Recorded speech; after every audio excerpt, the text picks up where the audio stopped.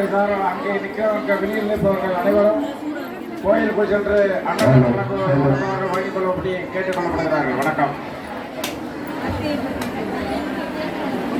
இந்த தீபலட்சுமி வழிபாடுன்ற முறைய எதுக்காக நம்ம பண்றோம் அப்படின்னு கேட்டீங்கன்னா,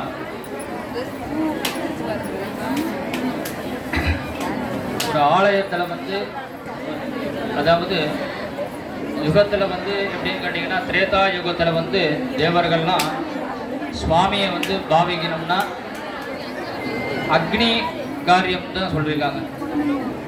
அதே கலியுகத்தில் அந்த ஜோதி ஸ்வரூபமாக இருக்கணும் அப்படின்ட்டு தேவர்கள் வழிபட்ட விதங்கள் ஒரு விதம், நம்ம வழிபடுறது இந்த தீப ஜோதியினால தான் வழிபடுறோம். ஒரு கடவுளை நம்ம எப்படி தெரிகிறாருன்னா தீப வழிபாடான்ற மணியம் தான் தெரியுது. அப்படின்ற ஒரு வகையில் நம்ம இந்த தீபலட்சுமி வழிபாடில் எதுக்காக மகாலட்சுமியை பண்ணுறோம் அப்படின்னா, மகாலட்சுமி இருக்கிற இடம் எல்லா இடமும் சுபிக்ஷமாக இருக்கும் அப்படின்றது. அதுக்காக தான் இந்த மகாலட்சுமியை நம்ம தீப வழிபாடாக பண்ணுறோம்.